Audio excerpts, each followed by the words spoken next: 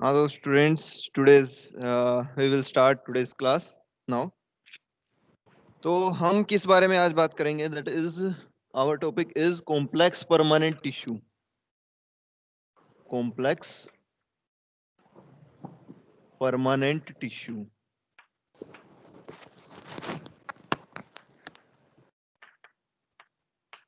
अब तक हमने बात की थी सिंपल परमानेंट टिश्यूज की, है ना। सिंपल परमानेंट टिश्यूज में क्या होते हैं? The tissues which have only one kind of cells. Complex permanent tissues are those permanent tissues which have many kinds of cells, different kinds of cells. ठीक है। तो कॉम्प्लेक्स परमानेंट टिश्यूज में अगर हम टाइप्स देखें तो दो मेजर टाइप्स आते हैं। वैसे तो 3 दे रखे हैं। One is xylem, another one is phloem and third one is secretory tissue. secretory tissue. ये माइक बंद करें अपना, बैकग्राउंड नॉइस आ रही है। हाँ, तो xylem, phloem and secretary tissue, ये 3 कॉम्प्लेक्स परमानेंट टिश्यूज के अंदर आते हैं। उसमें से जो जाइलम और फ्लोएम है, they are called as vascular elements और वस्कुलर बंडल्स, वस्कुलर टिश्यूज भी बोल सकते हो इनको। ठीक है, because they helps in transport and conduction of materials in the plant body. ठीक है, मटेरियल्स के ट्रांसपोर्ट में ये हेल्प करते हैं, देयरफॉर इनको बोलते हैं हम वस्कुलर टिश्यूज। अब इनमें से तुम्हें इनके फंक्शन पता होंगे कि जाइलम क्या काम करता है, फ्लोएम क्या काम करता है। मोटी सी बात बताई थी कि जाइलम जो है वाटर एंड मिनरल्स का ट्रांसपोर्ट करता है, जो फ्लोएम है it transports food material.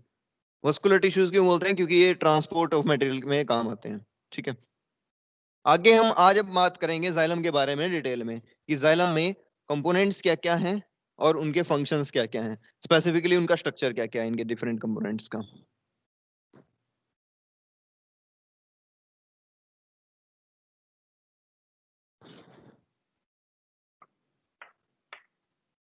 Xylem, xylem के बारे में स्टडी करने से पहले हमें यह पता होना चाहिए कि जो जाइलम के जो डिफरेंट एलिमेंट्स हैं उनके अंदर वाल की थिकनिंग कैसी है और उनके अंदर पिट्स कैसे हैं। अब वाल की थिकनिंग सबसे पहले, क्योंकि अगर हम इसे वाल थिकनिंग को पहले स्टडी कर लेते हैं तो चीजों को समझना बहुत आसान हो जाता है।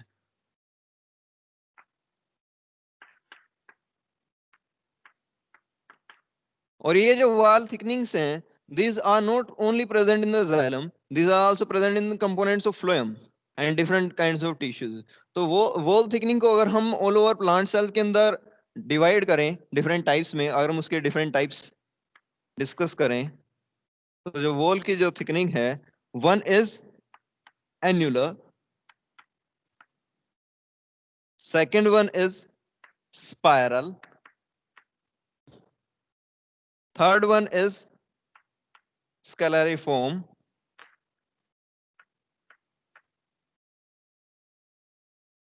fourth one is reticulate,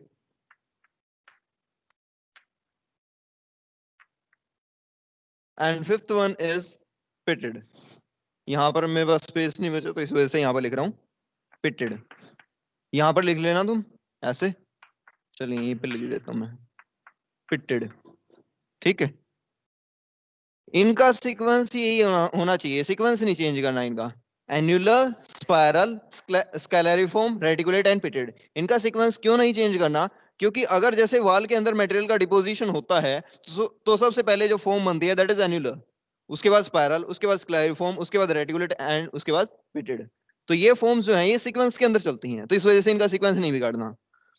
अब हम इंडिविजुअल के बारे में बात करेंगे कि एन्युलर कैसी होती है, स्पाइरल कैसी होती है, स्केलरिफॉर्म कैसी होती है, रेटिकुलेट कैसी होती है, पिटेड कैसी होती है। इनके डायग्राम्स ड्रॉ करना बहुत ही इंपॉर्टेंट है, अदरवाइज चीजें समझ में नहीं आती हैं। तो डायग्राम्स ड्रॉ करें। सबसे पहले एन्युलर का ड्रॉ करेंगे।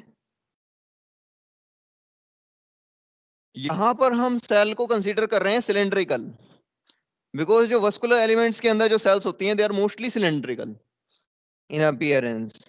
तो एन्युलर को अगर हम ड्रॉ करें,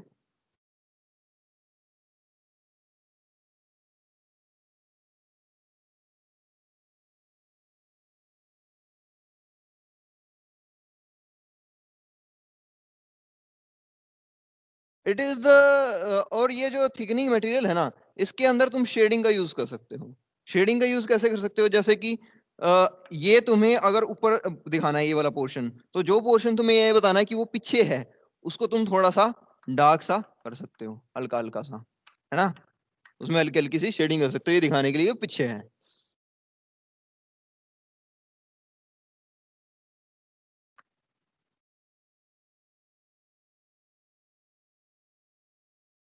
तो इस तरह से रिंग लाइक स्ट्रक्चर्स जो हैं प्रेजेंट होते हैं एनुलर थिकनिंग्स में। This rings are not always straight, this may be angle may be in angle.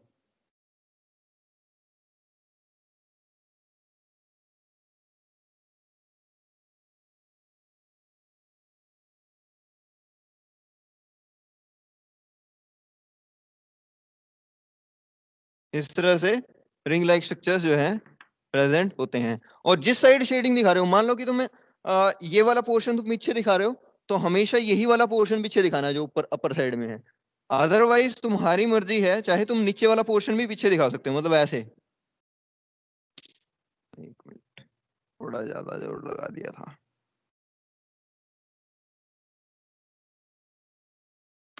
अगर तुम नीचे वाला पोर्शन दिखा रहे हो, तो हर एक एन्युलर के अंदर, हर एक रिंग के अंदर नीचे वाले में ही शेडिंग करनी है, हल्की हल्की सी, मतलब नीचे वाले को ही शेडेड दिखाना है। अगर तुम ऊपर वाले को शेडेड दिखा रहे हो, तो सिर्फ ऊपर वाले को ही शेडेड दिखाना है, मतलब ओरिएंटेशन देखने की एक ही होनी चाहिए। ऐसा नहीं लगना चाहिए कि कभी हम ऊपर से देख रहे हैं, कभी हम नीचे से देख रहे हैं, ठीक है। तो ये एन्युलर रिंग्स कुछ इस तरह से होती हैं एन्युलर थिकनिंग्स के अंदर। इसके अंदर क्या है कि जो वाल का जो थिकनिंग मटेरियल है, ये सिर्फ इन रिंग वाली जगह पे है, बाकी सारी जगह पे वाल बहुत ज्यादा थिन है। तो इस वजह से ये रिंग लाइक स्ट्रक्चर्स बनते हैं एन्युलर थिकनिंग के अंदर। जो सेकेंड टाइप है, दैट वाज स्पाइरल। तो स्पाइरल में क्या करना है हमें? स्पाइरल हेलिकल लाइक स्ट्रक्चर बना देना है।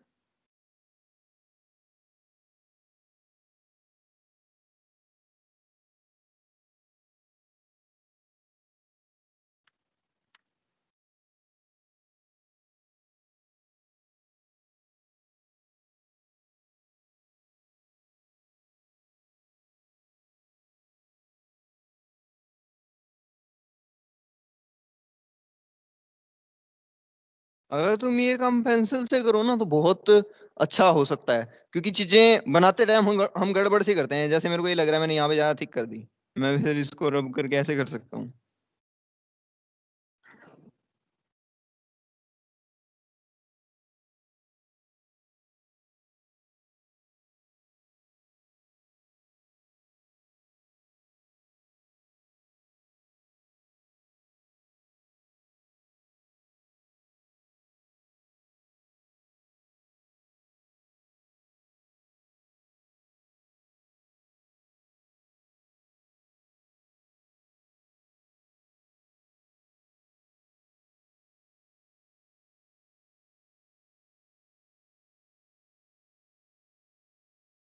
इसको थोड़ा सा वाइड ह्यूमन बनाओ।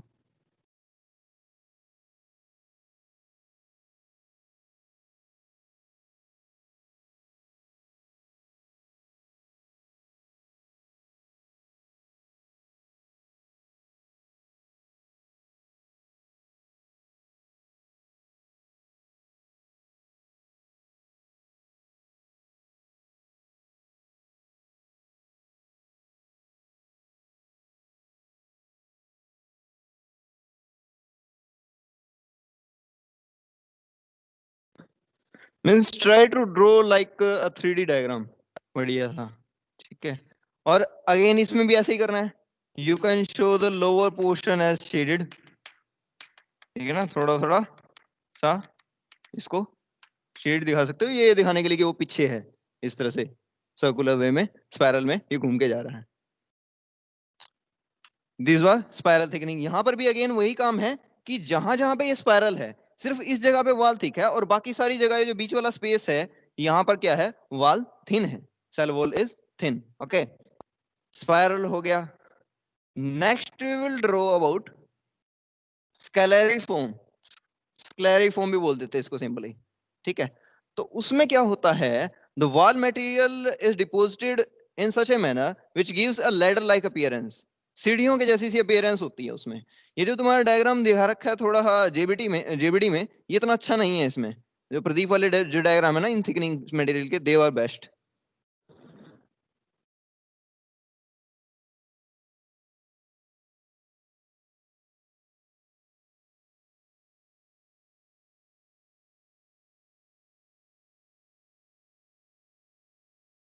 कितना सिंपल है ना इसको बनाना। बस सिंपली यहाँ पर क्या करो, इस तरह से अपोजिट डायरेक्शन में ये ड्रॉ करते चले जाओ पहले, कि जो थिकनिंग है वो ऐसे ऐसे है, फिर यहाँ पर ऐसे ये होगी स्क्लेरिफॉर्म थिकनिंग। मतलब thickening material deposited in such a manner which gives ladder like appearance, सीढ़ी के जैसा अपीयरेंस देता है।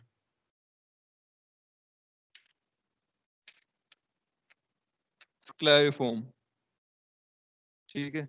करेक्ट प्रोनाउंसिएशन इज स्क्लेरिफॉर्म, लेकिन वैसे मैं स्पेलिंग को याद रखने के लिए ऐसे बोल रहा हूँ स्केलरिफॉर्म। ठीक है, तो ये हो गया स्क्लेरिफॉर्म। आगे हम जो दूसरी थिकनिंग बनाएंगे दैट इज रेटिकुलेट। ये जो है यहाँ पर थिकनिंग मटेरियल इंक्रीज होता चला जा रहा है। पहले एन्युलर में रिंग लाइक स्ट्रक्चर में था, फिर उसके बाद स्पाइरल बन गया। उसके बाद ये जो थिकनिंग मटेरियल है यहाँ पर यहाँ पर यहाँ पर यहाँ पर यहाँ पर यहाँ पर और ज्यादा हो गया डिपोजिटेड, ठीक है। उसके बाद रेटिकुलेट में क्या होगा, रेटिकुलम से पता चल रहा है, रेटिकुलम का मीनिंग क्या होता है, नेटवर्क। नेटवर्क जिसे हम हिंदी में जाल बोलते हैं, ठीक है। तो वहां पर क्या है, जो थिकनिंग मटेरियल है वो थ्रू आउट द वॉल एक जाल के फॉर्म में फैला हुआ है, जिससे कि जो स्पेस बचता है, जो थिन वॉल वाला मटेरियल बचता है वो थोड़ा थोड़ा सा बचता है, पैचेस में बचता है। जैसे कि कुछ कुछ इस तरह से, मतलब इरेगुलर से स्पेसिस की फॉर्म में प्रेजेंट होता है। जो अपना ये जो स्पेस है ना यहाँ पर जो मैं दिखा रहा हूं, ये थिन वर्ल्ड स्पेस है। यहाँ पर ये जो इनके अंदर का जो स्पेस है ये थिन वर्ल्ड है, बाकी सारा थिक वर्ल्ड है। अदरवाइज कुछ जगह पर इसका डायग्राम तुम्हें ऐसा सा मिलेगा कि इसके अंदर एक नेटवर्क सा बना रखा है डार्क कलर का, तो फिर उसके अंदर तुम्हें ज्यादा पेंसिल चलानी पड़ेगी इस तरह से, ठीक है ना। इस तरह से डार्क कलर का नेटवर्क सा बना रखा है, तो सिंपल है ये बनाना। यहां पर तुम्हें ये मेंशन कर देना है, लेकिन साथ में ये जो बीच वाला मटेरियल है इट इज द थिकन्ड मटेरियल, और ये जो मटेरियल है इट इज थिन वॉल्ड, ठीक है। ये वाला जो है, ये जो इनके अंदर है, हम सर्कल्स या इन स्ट्रक्चर्स के अंदर दिखा रहे हैं, it is thin walled and this material is thick walled.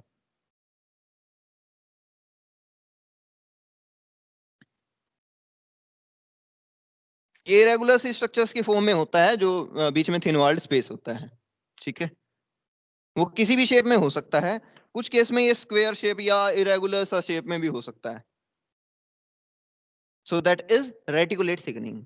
Reticulum का मतलब बताता है जाल की फॉर्म में थिकनिंग है। उसके अलावा एक टाइप रह गया, that is called as pitted. जो पिटेड टाइप की थिकनिंग होती है वो most advanced and complex type के टिश्यूज के अंदर प्रेजेंट होती है, या फिर जाइलम के अंदर अगर हम बात करें तो सेकेंडरी जाइलम के अंदर प्रेजेंट होती है। और अगर हम प्राइमरी जाइलम के अंदर भी बात करें तो वो मैं तुम्हें बताऊंगा कि प्राइमरी जाइलम सेकेंडरी जाइलम क्या है और प्राइमरी जाइलम के टाइप्स क्या हैं, वो मैं आगे बताऊंगा। फिलहाल तुम पिटेड को देख लो। पिटेड जो है दो तरह की होती है, one is bordered pit and another one is simple pit. Pits के टाइप्स भी मैं आगे डिस्कस में मतलब डिटेल में तुम्हें बताऊंगा। सिंपल पिट को अगर ड्रॉ करना हो तो सिंपल सर्कल से ड्रॉ कर सकते हो तुम, दे आर कॉल्ड सिंपल पिट्स, ठीक है ना। स्कैटर्ड है, किसी भी फॉर्म में है, अलग अलग सेल्स के अंदर अलग अलग फॉर्म में ये अलग अलग सीक्वेंस में स्कैटर्ड होते हैं पिट्स, ठीक है। This are called simple pits. अगर तुम्हें बॉर्डर्ड पिट्स ड्रॉ करने हो तो दो लाइन डाल दो ऐसे,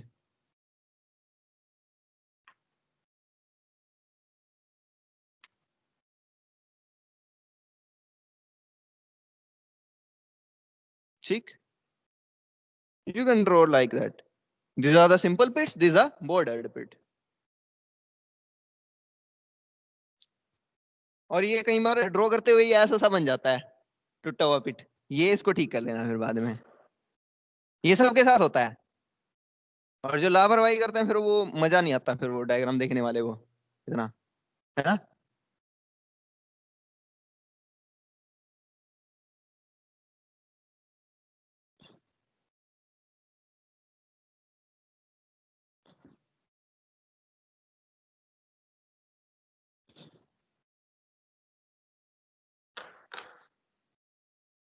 तो ये थे, मैंने अब बता दिया तुम्हें थिकनिंग मटेरियल के बारे में। थिकनिंग मटेरियल में हमने टाइप्स डिस्कस किए, annular, spiral, scalariform, reticulate and pitted, ये 5 टाइप थे। ठीक है, उसके अलावा अब हम बात करेंगे पिट्स के बारे में कि पिट एक्चुअली में क्या है। पिट के अंदर क्या होता है? It is a space in plant cell wall, cell एनुलप बोल सकते हो, सेल वॉल करना ठीक नहीं रहेगा।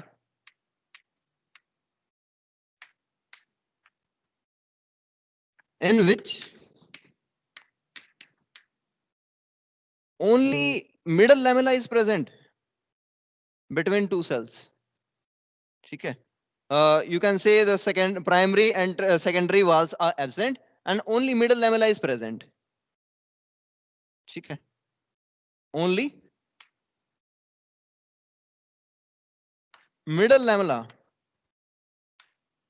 is present between two cells. ठीक है, मिडल लैमेला की स्पेलिंग तुम्हें पता होगी।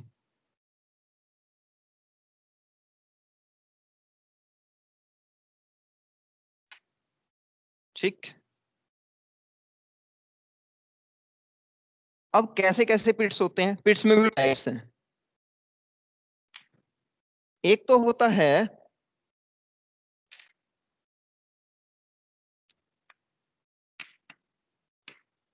सिंपल पिट, एक होता है blind pit,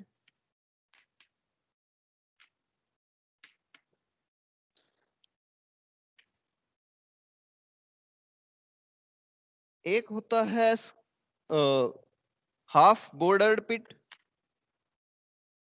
half bordered pit, and another type is bordered pit.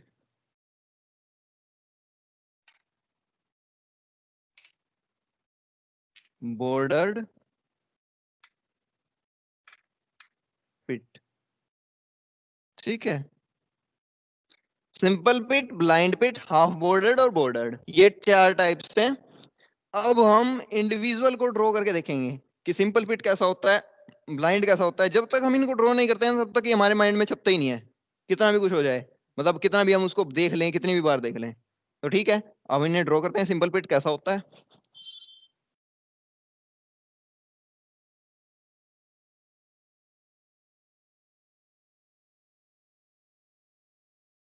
एक सिंपल सीधा सिलेंड्रिकल सा स्ट्रक्चर बनाओ, उसके अंदर एक सेपरेशन डालो। यहां पर हमने क्या बनाया? ये सिर्फ मिडल लैमेला बनाया। मिडल लैमेला बनाया ये बताने के लिए कि ये 2 अलग अलग सेल के सराउंडिंग में, ये इस सेल के सराउंडिंग में, ये इधर वाली सेल के सराउंडिंग में।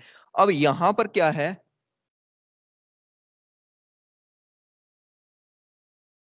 ये वाल का मटेरियल है, दिस इज वाल मटेरियल। वैसे तुम्हारी बुक के अंदर ये मेंशन किया होगा ये सेकेंडरी वाल है, लेकिन इसके अंदर प्राइमरी सेकेंडरी दोनों ही वाल हैं। वाल मटेरियल लिखो इसको सिंपली, सेल वॉल मटेरियल लिख लो तो ज्यादा क्लियर होगा। सेल वॉल मटेरियल, ठीक है।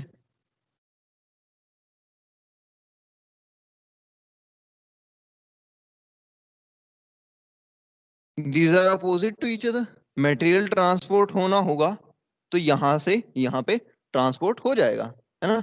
यानी कि मटेरियल का ट्रांसपोर्ट करना बजाय कि इसके थ्रू हो, यहां से ट्रांसपोर्ट करना आसान है ना। तो इस वजह से ये पिट्स होते हैं। और ये यहाँ पर बीच में मिडिल लैमेला भी है, तो प्रॉपर ट्रांसपोर्ट नहीं होगा, मतलब लार्ज मॉलिक्यूल्स का ट्रांसपोर्ट नहीं होगा। सेल खुद कंट्रोल कर सकती है कि किस मटेरियल का ट्रांसपोर्ट करना है, और वो स्मॉल अमाउंट में होगा, स्मॉल मॉलिक्यूल्स का होगा, माइक्रो मॉलिक्यूल्स का होगा बेसिकली। ठीक है, साइटोप्लाज्म का ट्रांसपोर्ट नहीं होगा यहाँ से। So this type is called simple pit. इस तरह के पिट को हम बोलते हैं सिंपल पिट। अगर मैं, अगर एक बार लिख देता हूं, सिंपल पिट, ओके। अगर मैं बनाऊं ब्लाइंड पिट, तो ब्लाइंड पिट और सिंपल पिट में बस इतना सा डिफरेंस है, दिस इज ब्लाइंड पिट। इसमें क्या होता है कि जो सेल नियर अबाउट दूसरी सेल से दूर है थोड़ी सी, मतलब सेल्स के बीच में इंटरसेल्युलर स्पेस है, तो इस केस में ये सेल दूसरी सेल तो अलग है, यहाँ पर क्या है, मिडल लेमेला है, सिर्फ एक सेल का वॉल मटेरियल है, तो that is this kind of pit is called blind pit. ठीक है, जहां पर एक ही सेल का वॉल मटेरियल है और बीच में मिडल लेमेला है सेपरेशन में, बस, this is called blind pit. जो थर्ड टाइप का पिट है that is half bordered pit. Half bordered में क्या है कि सराउंडिंग होती है, ये जो दूसरी साइड है, यहां पर हमें बस इतनी इस बात का ध्यान रखना है कि ये जो पिट है ना, इसकी सीध में होना चाहिए, यहाँ पर जो पोर होगा, अपर्चर होगा। एक मिनट मैं ड्रॉ कर लूं, समझ में आ जाएगा ड्रॉ करने के बाद तुम्हें।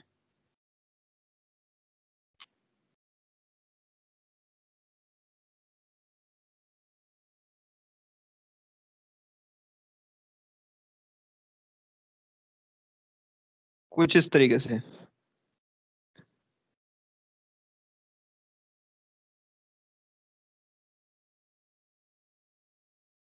दिस इज हाफ बॉर्डर पिट। ध्यान क्या रखना है, ये स्ट्रेट लाइन में हो, पैसेज, रास्ता, मतलब यहां से मटेरियल हमें आगे ट्रांसपोर्ट करना है। ठीक है, दिस इज हाफ बॉर्डर्ड पिट। एक साइड पे तो बॉर्डर है और दूसरी साइड पे सिंपल है। अगर मैं दोनों साइड इसी तरह का बॉर्डर लगा दूं then it is called as bordered pit, तब उसे कंप्लीट बॉर्डर्ड पिट बोलेंगे।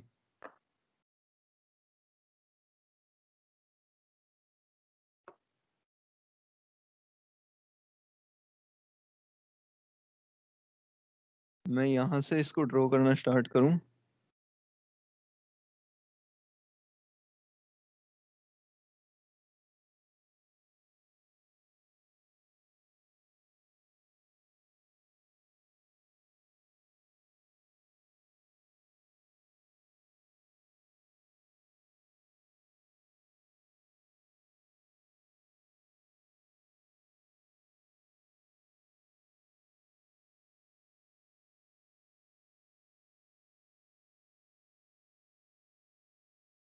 ये बन गया बॉर्डर्ड पिट।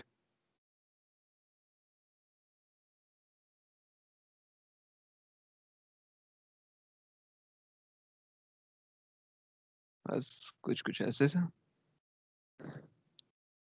वैसे लगभग इसको एक जैसा सा ही बनाना होता है।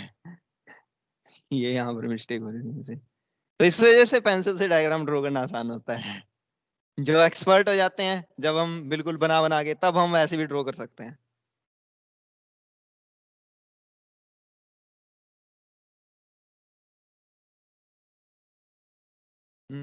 यहाँ पर होता ही नहीं होता, ये होता है ये तो मिडल लेमेला है ना, ये तो component, it is component of middle lamella, therefore it is present. ये बॉर्डर्ड में भी, हाफ बॉर्डर्ड में ये तो लाइनिंग होगी इस तरह की, ये याद रखना। सो दिस इज बॉर्डर्ड पिट। और बॉर्डर्ड पिट में एक खास बात ये है कि यहां पर ये जो मिडल लेमेला का पोर्शन है, ये बीच में से, एक मिनट मैंने ज्यादा बना दिया थोड़ा सा, हाँ, सेंटर में से बहुत थिक हो जाता है, swollen हो जाता है। The central portion of middle lamella in case of bordered pit becomes swollen. The central portion of middle lamella in case of bordered pit becomes swollen, and that portion is called torus. इसको हम बोलते हैं torus. इस torus का क्या function है, torus helps in controlling the movement of substances across bordered pit। ये क्या करता है, कंट्रोल करता है, controls the movement of substances across this kind of pit। ठीक है, अब हम ये देखेंगे कि टोरस किस तरह से फंक्शन कर रहा है। अगर मैं एक सिंपल सा छोटा सा डायग्राम बनाऊं,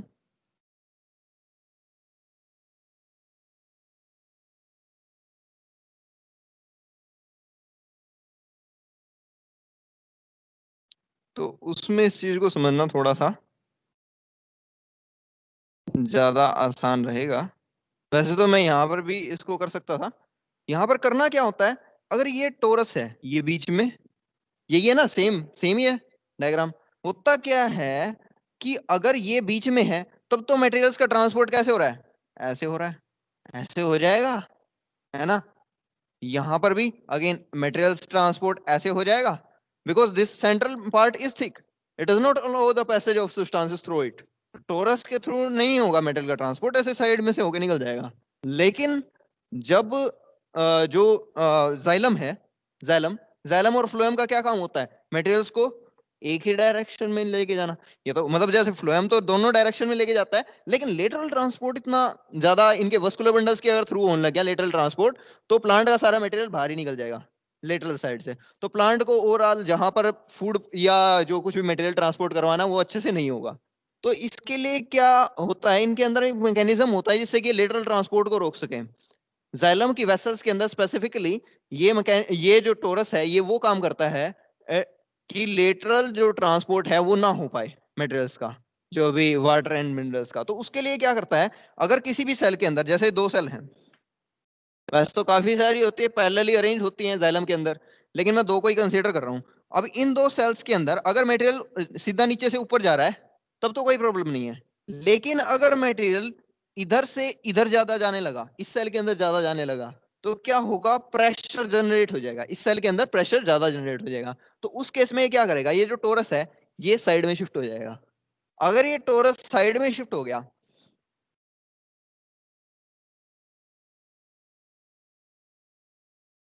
ये जो है मिडिल लैमेला तो वैसे भी फ्लेक्सिबल स्ट्रक्चर होता है, ठीक है। तो अगर ये साइड में शिफ्ट हो गया, तो ये क्या करेगा, इसको ब्लॉक कर देगा सारे को।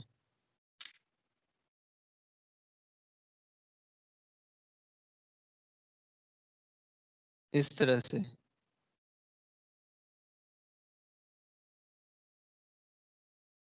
मतलब you can draw it like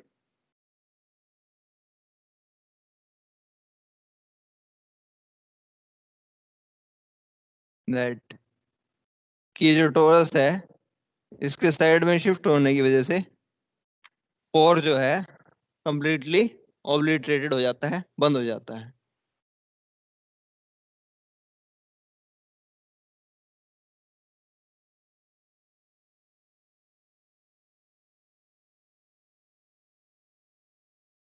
ठीक है,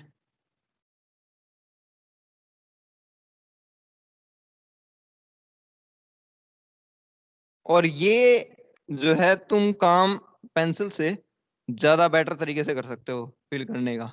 ये ऐसा गंदा सा नहीं डायग्राम ड्रॉ करना, ठीक है ना, साफ सुथरा होना चाहिए। वैसे दिखाने के लिए तुम छोटे स्ट्रक्चर में दिखाओगे तो ज्यादा आसान रहेगा। उसके लिए क्या करना होगा, सिंपली एक minute, draw just like C shaped structure.